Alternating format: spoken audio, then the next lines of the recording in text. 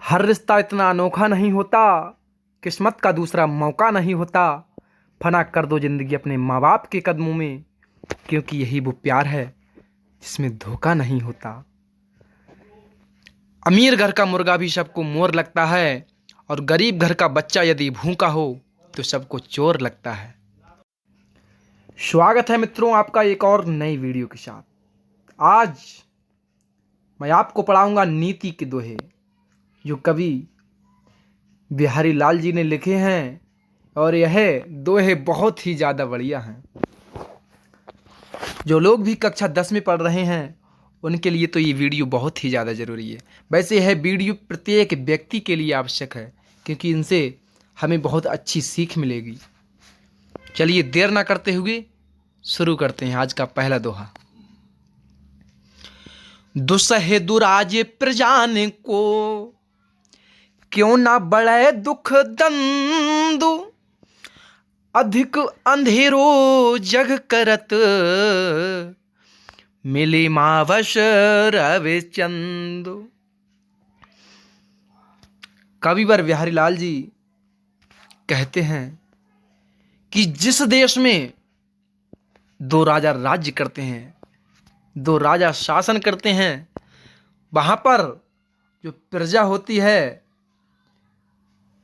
उनके दुख और ज्यादा बढ़ जाते। अर्थात जहां पर शासन करने वाले दो लोग होते हैं वहां पर प्रजा के दुख और ज्यादा बढ़ जाते हैं। किस प्रकार? अधिक अंधेरो जग करत, मिली मावस रविचंद्र। जिस प्रकार अमावस्या के दिन रवि कहते हैं सूर्य के लिए, और चंद्र माने चंद्रमा।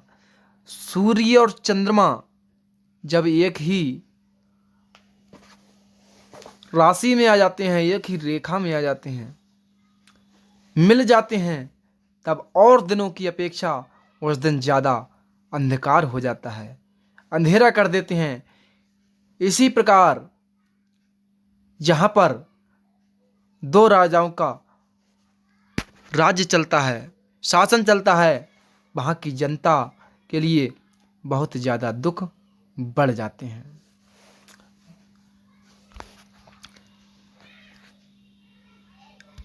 इस दोहे में छंद तो दोहा है ही, और रस शांत रस है इसमें, और भाषा ब्रज है, गुण माधुर है। इसके बाद अगला दोहा है कि बशय बुराई जासु तन,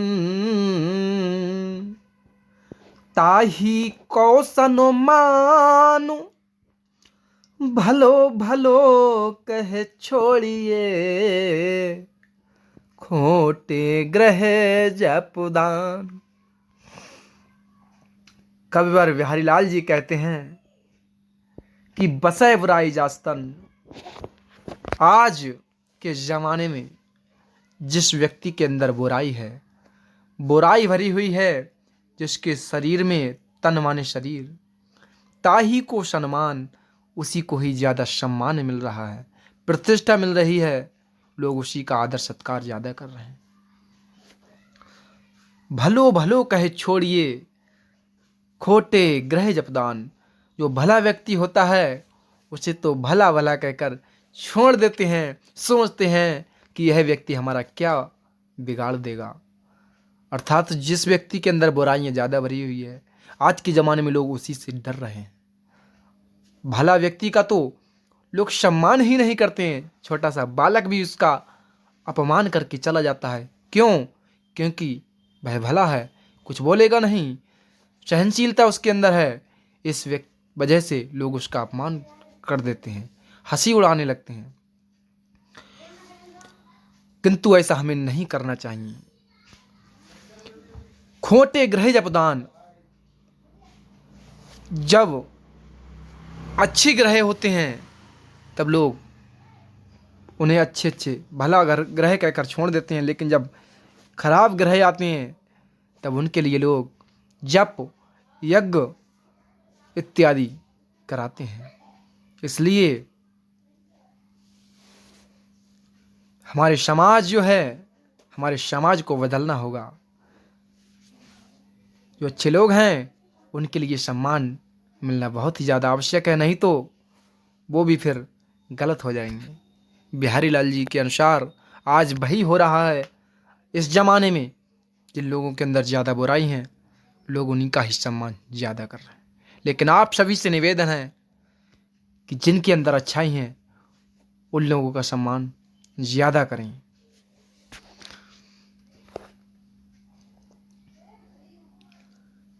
इसके बाद 11वें नंबर का दोहा है कि नर की अरुणल नीर की गति एक कर जोई, जे तो नीचो होए चले ते तो ऊंचो होई। कि नर कहते हैं मनुष्य के लिए, नर की अरुणल नील की, नर माने मनुष्य की, अरु माने और नल नीर पानी, नल के जल की अर्थात पानी की, नीर माने पानी की, गति एक कर जोई, गति एक ही प्रकार समझो जानो एक ही है। क्यों? ये तो नीचो होए चले ते तो ऊंचो होए। नल जो है भाई जितना ही नीचे होकर चलता है, जितना ज़्यादा गहराई में होगा उतना ही अधिक पानी देगा, उतना ही ऊंचा होगा। अर्थात मनुष्य जो है उसकी गति नल के पानी के समान बताइए कि जो नल ज़्यादा नीचे गड़े हुए होते हैं वह पानी अधिक देते हैं, उतने ही ऊंचे हो जाते हैं। इसी प्रकार जो मनुष्य है वह जितना ही ज़्यादा विनम्र होगा उतना ही अधिक प्रतिष्ठा को प्राप्त करेगा, मान सम्मान उसका बढ़ेगा। इसलिए हमें विनम्रता पूर्वक अपना जीवन यापन करना चाहिए। इसके अगले दोहे में कवि और बिहारी लाल जी क्या बताते हैं सुनिए कि बढ़त बढ़त संपत्ति सलेलो मन सरोज बढ़ जाई, घटत घटत सूना फिर घटे बरिश मूल को महिलाई। कि बढ़त बढ़त संपत्ति सलेलो, संपत्ति के बढ़ने पर, सलेलो माने जल, संपत्ति रूपी जल के बढ़ने से मन सरोज बढ़ जाए, मन रूपी कमल जो है वह बढ़ जाता है। अर्थात जैसे जैसे व्यक्ति के पास धन संपत्ति बढ़ती जाती है वैसे ही वैसे उसकी इच्छा भी बढ़ने लगते हैं, उसके खर्चे भी वीआईपी होने लगते हैं। तो वही बात कवि बिहारी लाल जी बताना चाहते हैं कि बढ़त बढ़त संपत्ति सलेलो, जैसे ही संपत्ति रूपी जल बढ़ता है वैसे ही मन रूपी सरोज, मन रूपी कमल भी बढ़ जाता है। लेकिन उसके बाद क्या होता है? घटत घटत सूना फिर घटे बरस समूल को मिलाए। घटत घटत, जैसे ही मन रूपी संपत्ति रूपी जो धन है वो घट जाता है, कम हो जाता है, फिर मन रूपी जो कमल है वह घटता नहीं है, बर समूल को मिलाए, वह तो जड़ सहित ही नष्ट हो जाता है, मुरझा जाता है, जड़ समेत ही बेकार हो जाता है। तो यहां पर कवि बिहारी लाल जी कहना चाहते हैं कि जैसे जैसे मनुष्य के पास धन बढ़ता है तब उसकी इच्छाएं बढ़ती जाती हैं, लेकिन जब उसके पास धन कम होता है तब जो उसकी इच्छाएं हैं वह घटती नहीं है फिर, और उसी के कारण व्यक्ति आगे चल के दुखी रहने लगता है, बहुत ज़्यादा दुख कष्ट उसे उठाने पड़ते हैं, क्योंकि उसकी इच्छाएं पहले से ही बढ़ चुकी हैं। वीआईपी खर्चे हो जाते हैं उसके। जब धन कम हो जाता है फिर उसकी इच्छाएं वही रहती हैं।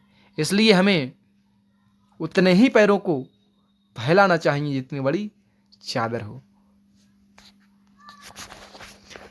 जो चाहत चटक ना घटे, और मैलो होई न मेत। रज राजसु न छुबाए तो, नेह चीकनो चित्त। बिहारी लाल जी कहते हैं कि हे मित्र, यदि तुम चाहते हो तुम्हारी चटक, तुम्हारी चमक ना घटे, कम नहीं हो, और मैलो होए ना मित्र, और तुम्हारी मित्रता मलिन ना हो, तो क्या करना होगा तुम्हें? रज राजस न छुबाई तो, नेह चीकनो चित्त। तो अपने इस चिकने चित्त को, अपने चिकने हृदय को, अपने हृदय रूपी चिकने चित्त को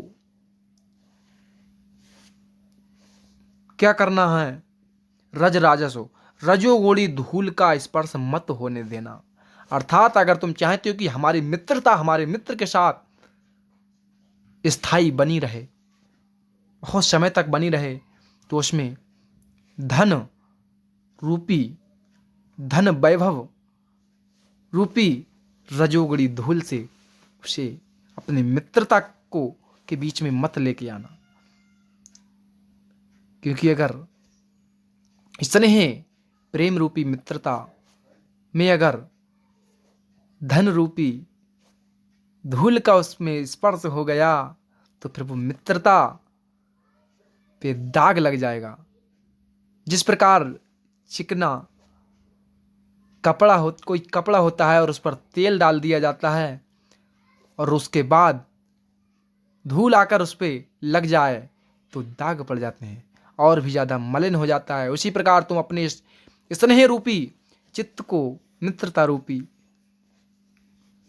स्नेह रूपी यह चित्त है जो तुम्हारा, उसको रजोगुणी धूल का स्पर्श मत होने देना। ईर्ष्या, बुराई, धन, छल कपट इत्यादि इसमें बीच में नहीं आने देना। तभी तुम्हारी जो चमकता है, चंचलता है, वह बनी रहेगी। सब में भाषा ब्रज है, छंद दोहा है, और गुण माधुर्य है, शब्द शक्ति अभिधा लक्षण है।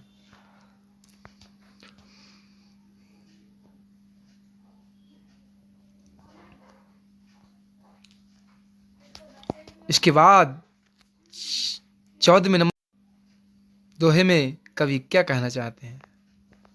पहले दोहा पढ़ते हैं, उसके बाद अर्थ जानते हैं।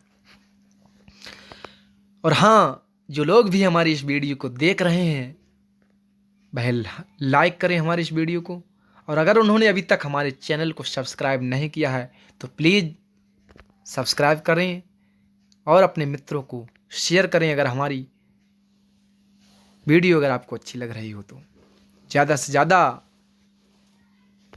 लोग जुड़े हमारे इस चैनल पर। बुरो बुराई जो तजै, तो चित खरो डरा तू। ज्यों निकलंको मयंको लख, गनय लोग उत्पात। बिहारी लाल जी कहते हैं कि यदि कोई व्यक्ति अपनी बुराइयों को त्याग दे, बुरो बुराई जो तजय, अगर कोई बुरा व्यक्ति है और वो अपनी बुराई को तजय माने त्याग दे, तो चित्तु खरो डरा, तब भी लोग उससे डरते हैं। लोग उससे फिर भी डरते हैं। ज्यों निकलंक मयंक लख, जिस प्रकार निकलंक निष्कलंक चंद्रमा के उदय होने पर लोग उत्पात, अपशकुनों की गणना करने लगते हैं, उत्पात प्रारंभ कर देते हैं। निकलंक मयंक को देख करके वैसे ही बुरा व्यक्ति अगर बुराई त्याग दे फिर भी लोगों के अंदर मन में भय होता है कि कहीं यह दोबारा फिर से हमारे साथ गलत ना कर दे। इसके बाद अगला 15वें नंबर का दोहा और लास्ट दोहा है,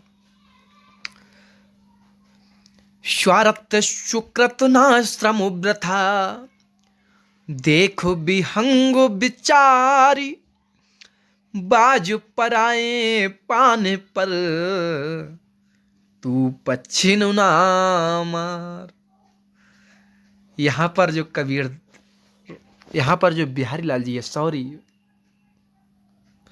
मैंने कबीरदास जी का नाम लिया, ये पाठ जो है वह बिहारी लाल जी ने लिखा है, जो नीति के दोहे हैं।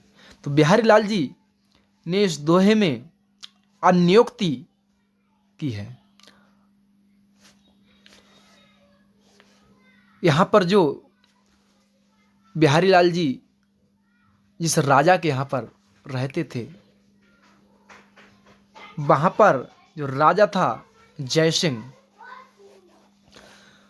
वह अंग्रेजों एक औरंगजेब था, अंग्रेज औरंगजेब, तो उसके चक्कर में पड़ के उसके कहने पर चल रहे थे और उसके कहने में आकर, उसकी बातों में आकर उसकी कठपुतली की तरह नाच रहे थे।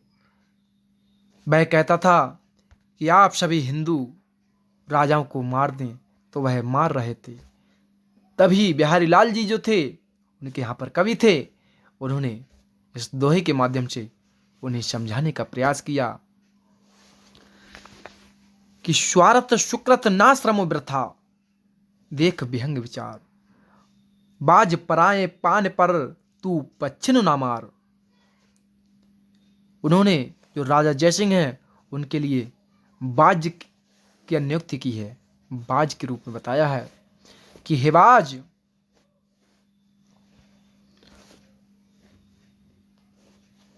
तू दूसरे लोगों के चक्कर में पड़ के तू पच्छिन न मार, तू अन्य छोटे छोटे पक्षियों को मत मार। क्यों? क्योंकि इसमें ना तो तेरा स्वार्थ सिद्ध होता है, न ही अच्छा कर्म है, न ही इसमें तुझे कुछ लाभ होगा। तेरा जो श्रम है वह बेकार है, व्यर्थ चला जाएगा। देख विहंग विचार, हे पक्षी, हे बाज रूपी पक्षी, तू खूब सोच विचार अपने मन में कर, सोच कर विचार कर, देख तेरा स्वार्थ इन पक्षियों को मारने में कुछ भी लाभ नहीं हो रहा है किसी भी प्रकार का। तू तो कठपुतली बने हुए है, इसलिए दूसरे के शिकारी के चक्कर में पड़कर तो इन राजाओं को मत मार। बिहारी लाल जी कहते हैं कि हे बाज रूपी राजा जयसिंह, तो इस औरंगजेब के चक्कर में पड़कर और अपने हिंदू राजाओं को मत मार, क्योंकि इसमें तुझे कोई भी लाभ नहीं होगा। लाभ अगर होगा तो इस औरंगजेब को ही होगा, और जिससे तेरा कोई फायदा नहीं है। इसलिए तू सोच समझ कर विचार कर, तू इस शिकारी के चक्कर में पड़ गया है, इसलिए अपने आप में एक सोच समझ कर कि मैं क्या कर रहा हूं। बिहारी लाल जी ने इस दोहे में अन्योक्ति की है। यह वीडियो यहीं पर समाप्त करते हैं। नीति के सभी दोहे और उनका अर्थ आपको हमने बता दिया। अगर आपको हमारी ये वीडियो अच्छी लगी हो तो प्लीज़ एक लाइक करें और कमेंट में लिखकर अवश्य बताएं कि हमारी ये वीडियो आपको कैसी लगी। धन्यवाद।